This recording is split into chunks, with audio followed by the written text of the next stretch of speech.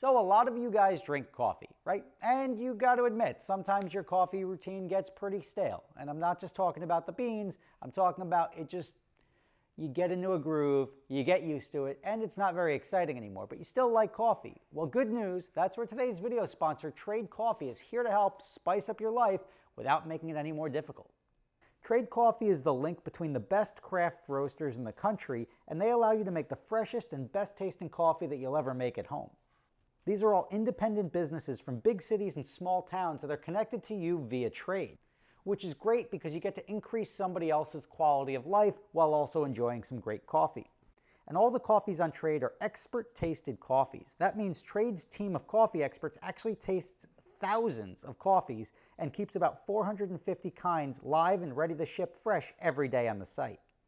There's no one perfect coffee out there for everybody, but there is a perfect coffee for you, and Trade's human-powered algorithm is going to help you find it.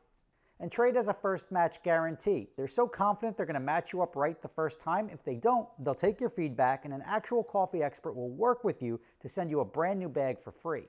So if you want to try them out, visit drinktrade.com/SSR. New customers are going to save $30 off their first order, and they're going to get free shipping. That's essentially 40 cups of coffee for free, which is a good savings, right? Can't argue with that.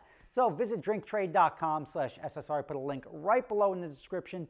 Try out their coffee quiz. It's going to dial you into the exact type of coffee you should like, or at least you think you like, and you can find out by doing that. It's drinktrade.com/SSR. Link right below in the description.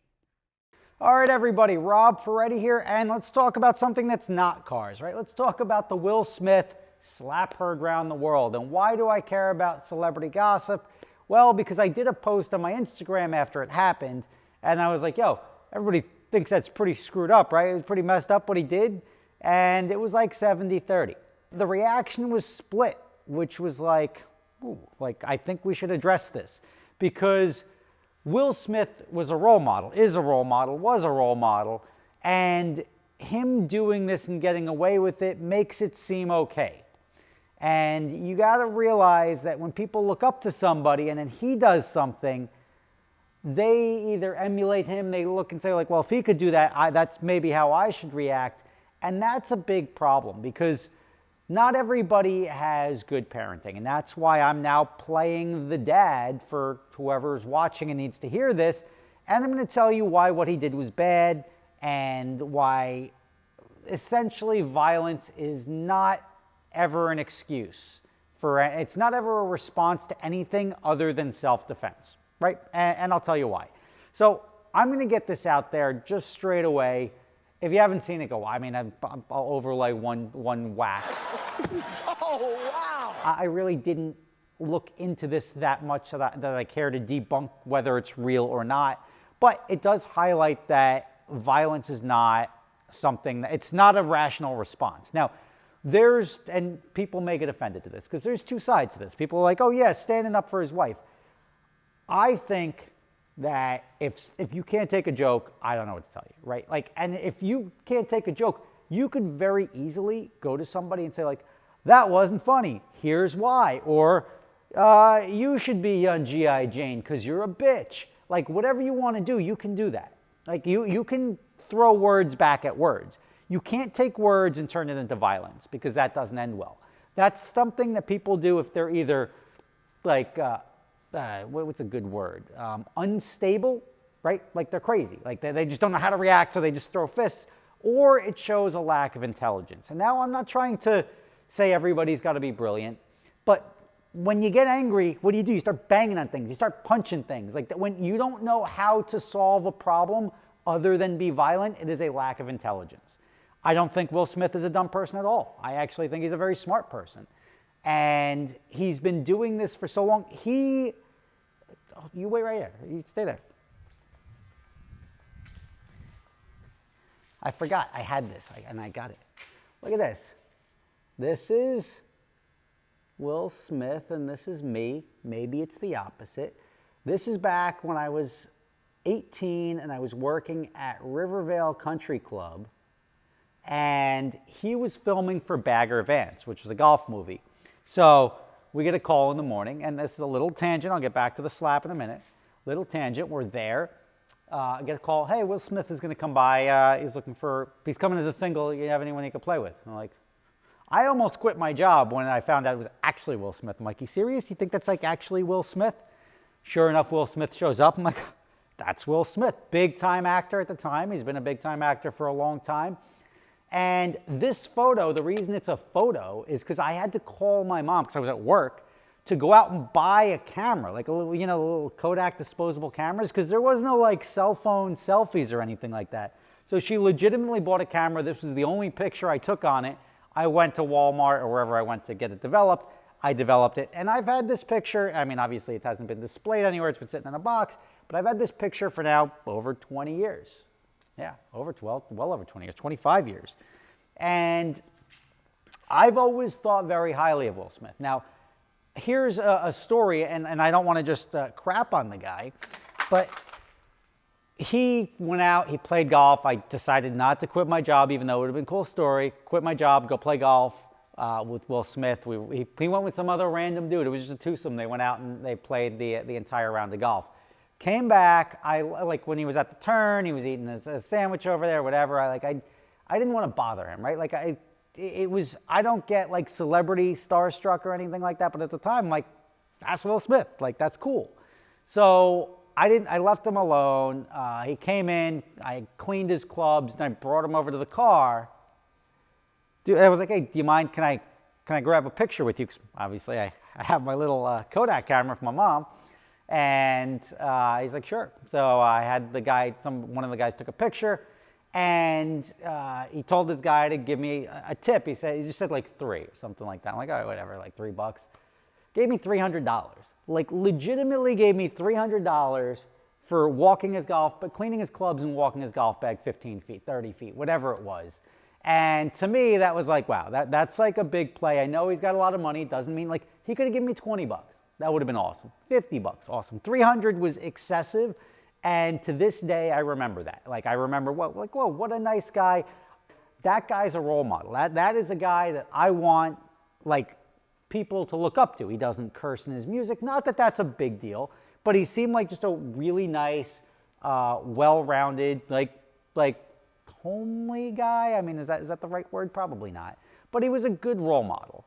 And this threw all of that out the window. This was like is that the real Will Smith? Is Will Smith like crazy? Because he's either crazy or he's stupid, and he's not stupid.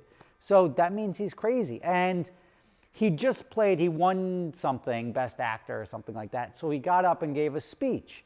And it does click a little bit, right? It clicks a little bit in that you now have a guy who played he's an actor that gets really into the character, right? And you have a situation where maybe he still hasn't broken that character. So now he's not even himself, he's somebody else, which really brings up an interesting thing, because you had a couple of people like play really intense roles and then commit suicide. You had the guy who played the Joker. John, who played the Joker? Heath Ledger. He killed himself. Who else killed himself? There was another guy. Jeffrey Epstein. He's not wrong. But like, let's just go with Heath Ledger. Like, he played a very intense role, and he ends up killing himself. So stuff like that. I don't know if he was in a dark place the whole time, or the character sort of overwhelmed him. But that's something that should be addressed when you're filming, right? After you film, you should be in some form of counseling to make sure that you're able to get back to normal, right? Reacclimate into the world and not come out there and snap over something as simple as somebody making a joke you don't like about your wife. Now, this could have been handled very differently, right? Will Smith could have been like, hey, Chris, my wife has and I don't know if it's a terminal disease, whatever. Everybody justifies the violence by saying, well, his wife has a condition. That's why she has no hair. I didn't know that.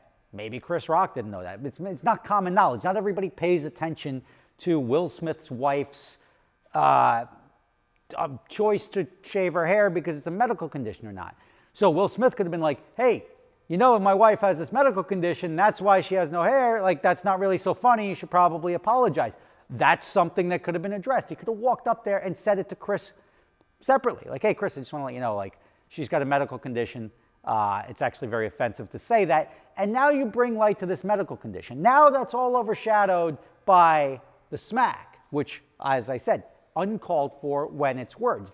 Nothing ends well when somebody throws the first punch. And whether it's a slap, whether it's a punch, and that's why I feel like it's a little too perfectly staged for this, because he like slapped him instead of punched him. When you do that, you now escalate the situation. And now maybe it's like, oh, I showed him. But maybe the guy gets knocked out, falls over, hits the back of his head, has a brain bleed. Now what? Now you're going to jail because somebody said something that you didn't like.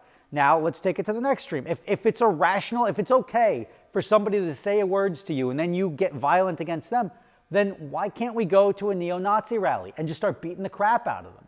Why can't you go to some political thing where somebody has a different opinion of you and just start beating the crap out of them because they said something you don't like? That's not a rational response. You can't fight words with violence. You can use violence to protect yourself, right? I'm not saying you have to stand there and let somebody beat up on you. Somebody starts hitting you, you can get right in there. Or if there is an altercation, but you going and throwing the first punch is a huge problem, whether it's a slap, a punch, anything that escalates a situation to violence. You see the idiots at the bar. Huh? You're gonna hit me? You're gonna hit me? You're gonna hit me? You're gonna hit me? Like, you see that, and that you know what? That ends usually well. If somebody doesn't throw the first punch, everybody leaves and says each other is an asshole, and you leave and you go about your way, and you wake up in the morning and you start a new day. See? But here's what the net result is when you get violent. You get potentially arrested. If somebody gets seriously injured, you go to jail. It could be a felony.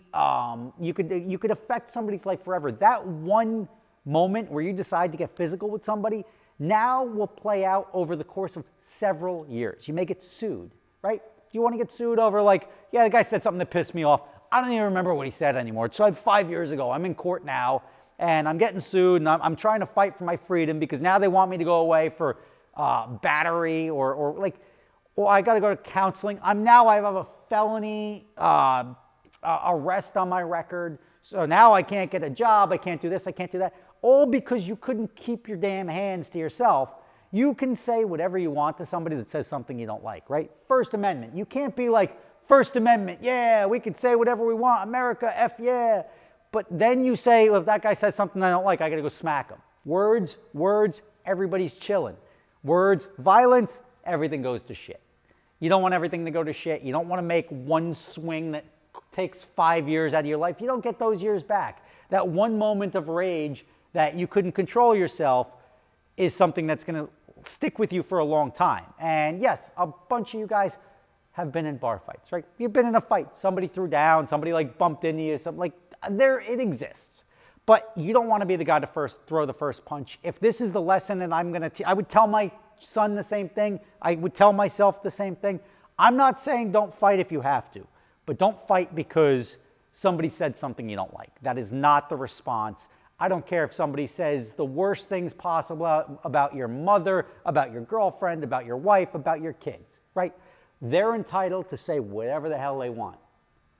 That's the First Amendment. That's your free speech that you're fighting for. The guy that says like free speech, unless you say that, and then I'm going to come over there and kick your ass. Doesn't work both ways. So be intelligent about it. Don't be violent. That's my take on the whole matter. Whether they give up, whether there's no charges pressed, I don't know. I don't really care. I think you have to be able to take a joke, especially in a situation where jokes are being tossed around all night. It's part of entertaining a crowd, being a presenter. And I don't know if you've heard of Chris Rock before, but he's a huge comedian. He's been doing this forever, saying off-color stuff. That's his brand, right?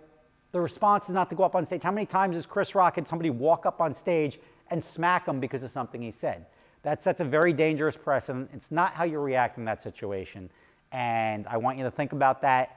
If you ever find yourself in a similar situation, you can fight words with words. You can go up and correct somebody. You can say, like, that's not funny. Here's why. Like, and now we're talking about how Chris Rock made a very off-color joke and how Will Smith's wife, all of a sudden this and that. I'm not getting into Will Smith's open relationship, marriage. Why didn't he punch this guy? Why didn't he punch that guy? I'm saying that you shouldn't have a violent reaction to something somebody says. And that is a lesson you should take yourself, you should teach your kids, and let's make the world a slightly better place by being rational, if not intelligent, and stable human beings. And when I say stable, not crazy, because crazy's bad and never ends well. Rob Ferretti, thank you for watching. See you tomorrow.